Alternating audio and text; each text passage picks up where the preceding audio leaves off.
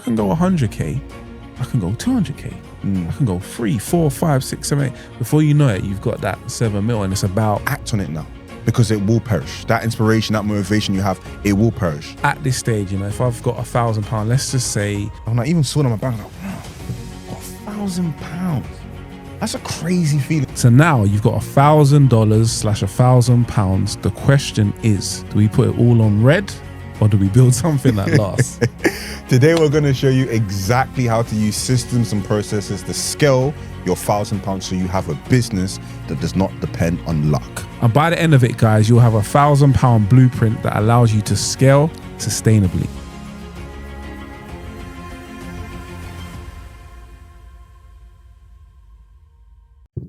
Welcome back, ladies and gentlemen, boys and girls, alien in species, and people who don't like to identify themselves. We are the Unplug podcast. And if you're joining us for the first time, we help people unplug from the matrix and live life on their own terms. We do indeed. We are for the entrepreneurs. We are for the creators. Tell them again. Are you tired of living life on repeat? Groundhog Day, the same day, every single day. Guys, there's more to life than that. So if you want to find out how to unplug from societal norms, lock in with us and come on this journey. 110%. But my boy JP, what milestone are we not far from? The 5000. Let's go. 500 subscribers. Where are you? Where you at? Please. At the point of filming, or the time of filming, we are just 10 people away from hitting that 500 milestone, guys.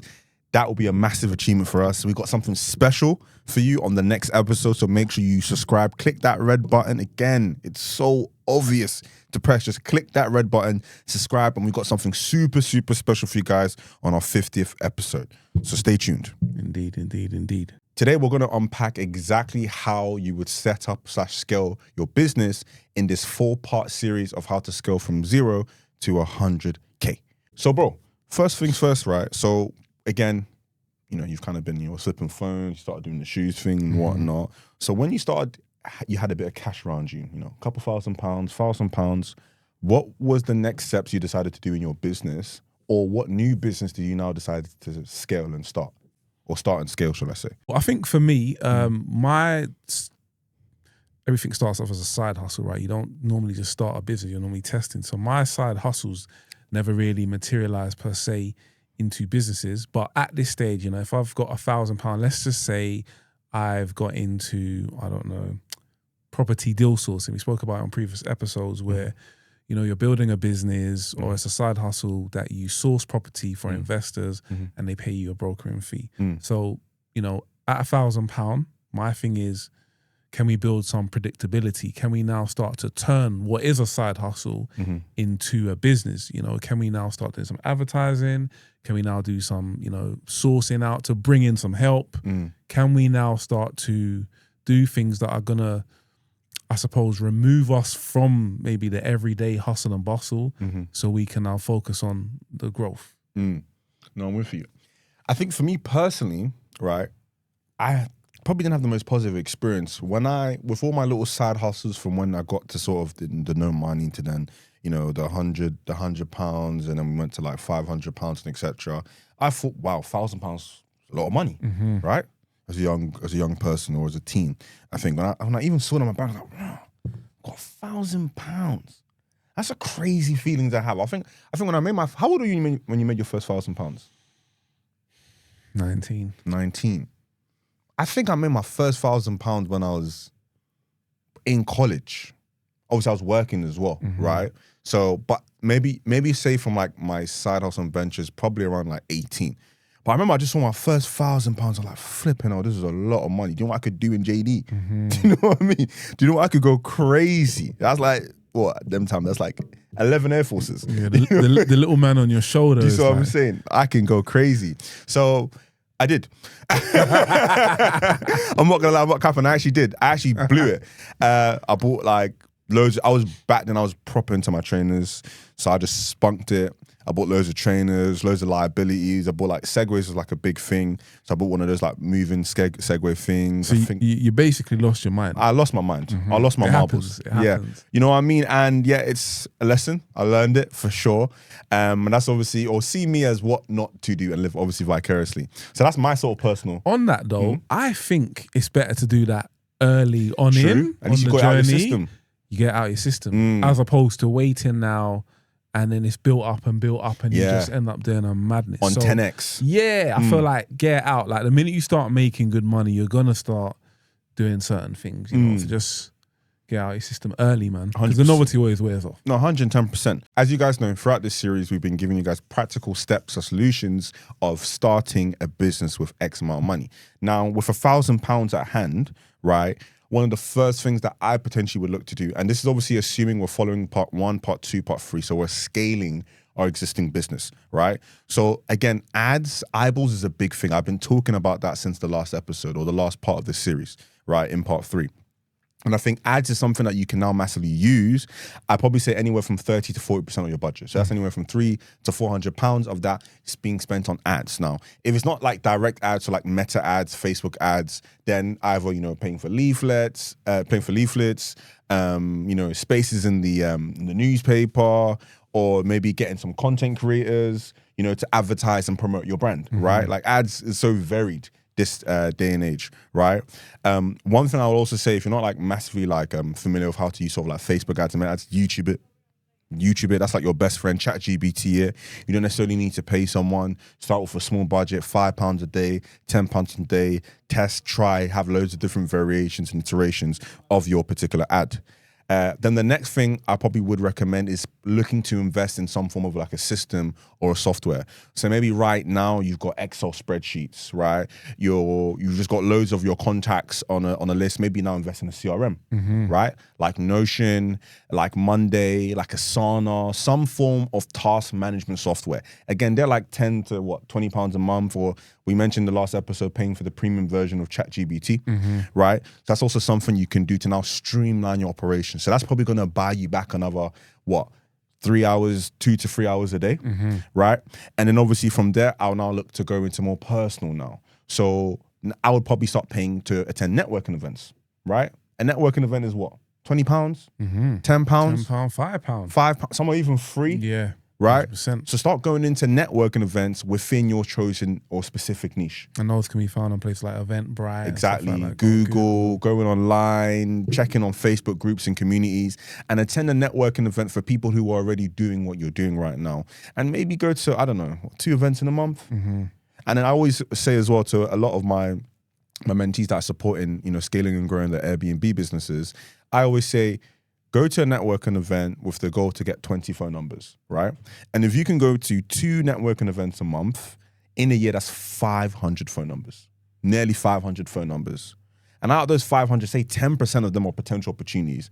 And 10% of that 10%. Say even 5%, 10 people who are serious about business and you're building your network. 100%. I like that. And yeah, you know, and I think, guys, that's sort of like systematically or practically, shall I say, what I would do sort of holistically to invest that £1,000. Yeah. What about you, bro? I think for me, and I'll talk about what I did within my business, is very quickly I identified everything that needed to be done in the business to make it a success. Looked at within those things that need to be done, what things grow the business. So what things take it from here to there, and everything else outside of that is mundane, can maybe I don't need to do or whatever. And then those mundane tasks now, hire a team or someone who can help relieve the work. I think for me that changed everything, because I always felt that when you run a business, you have to do everything yourself. And I learned that no, that's not how you run a business. You don't want to be stuck in the day-to-day rut of running a business. You know, that's when you look to hire VAs and stuff like that. So my step would be, you know, look to hire some help, and there's loads of sites where you can hire virtual assistants. You can get people to do various different things. A friend called me yesterday, actually. She was like, I'm looking to launch a new business, creating videos for her children. Should she edit them herself? And I was like, do you know how to edit? She was like, no. I'm like, why are you going to edit? So I explained to her, there's websites, guys, that you can go on and find virtual assistants in another country and pay them anything from $4 or $5 an hour, If that. which in the UK is like £3 Literally. to do mundane. Now, I'm not talking about slave labor here. I'm just talking about like finding people where in certain countries it's good money, Top dollar. you know. So that would be one of my steps. Get help, and then I would also say hire a bookkeeper. So early on. Yeah, very like just. If you fail to plan, you plan to fail. Like having your finance structure in place early that you can build on. And so you understand your business. Understanding the numbers is very, very important. 100%. Because you can get lost in the sauce. You can get lost, bro. can get like lost. I'm starting to get lost now, bro. Like when you start seeing things come in and like just understanding, putting some aside for like tax and this and that, like it's important. Get yourself some type of financial advice, help or support. Again, you can go on certain websites and find a bookkeeper for $5 an hour. So yeah, getting that help financially. 110%. Guys, here's the £1,000 challenge. We want you to build a client getting system that runs without you. So now we're talking about hiring staff. We're talking about generating leads, business, building ads, building funnels, you know, getting people to booking meetings with you so you can jump on a call and sell your services. And guys, if you can do that, you've now moved your side hustle to a business. 110%. And guys, just that persistent effort that needs to be done. And guys, please make sure you tag us, you comment. If there are any sort of concerns or sort of business advice that you need from us, please just drop us in the message in the DMs. We'll always check in or we'll always respond to like stories or anything like that as well. So keep on pushing and hope you guys can achieve that challenge. Cool. So guys, this is the next part of the show called Plug Bites. So if you're joining us for the first time today, shame on you. And secondly, this segment is more about me and John looking at quotes, segments, sayings, things we've read that's particularly moved us about this particular topic at hand. Cool. So I'll go first. For those of you who may or may not know, this is from a gentleman called Tony Robbins. He's a massive, gigantic philosopher, motivational speaker in the States. And he once said, "You're rewarded in public for what you practice in private."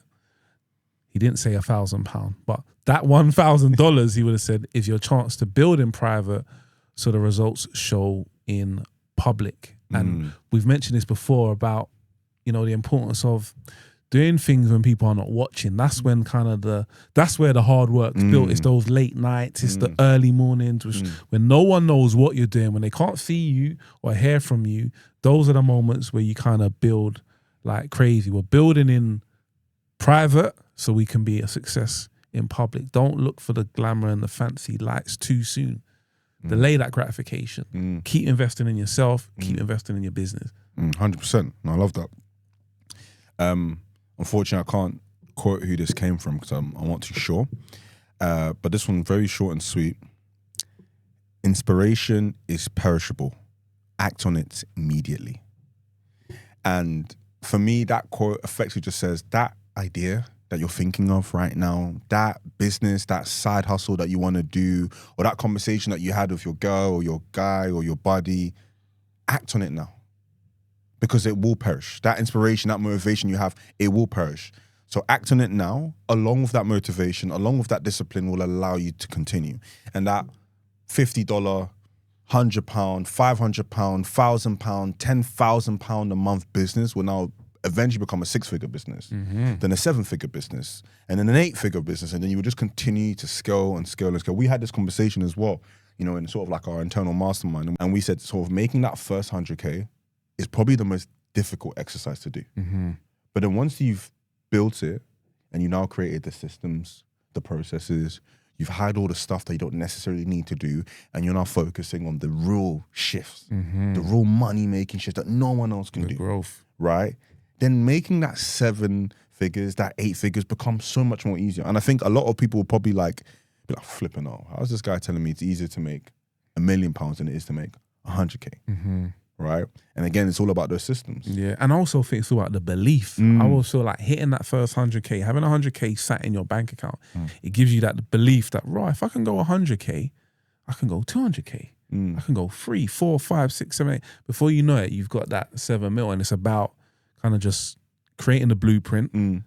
Once you see some success, just double down, man. 100%. Double down. 100%. But guys, I really hope you appreciate this series. Please let us know if we should point to this or do a season 2. Let us know. We're seeing the views going up on these particular series as well, so your views don't go unappreciated. So guys, please, as always, make sure you're liking, you're sharing, you're subscribing. Please, we're just 10 away from 500 subs, and make sure you lock in for the next episode. And as always, guys, make sure you tell a friend, tell your mom, tell your dad, tell his mistress, please. Jeez. She already subscribed to YouTube, please. She's already made £1,000. She's already made £1,000, you know what I mean? What she does, I don't know. But as always, guys, love. Elevate.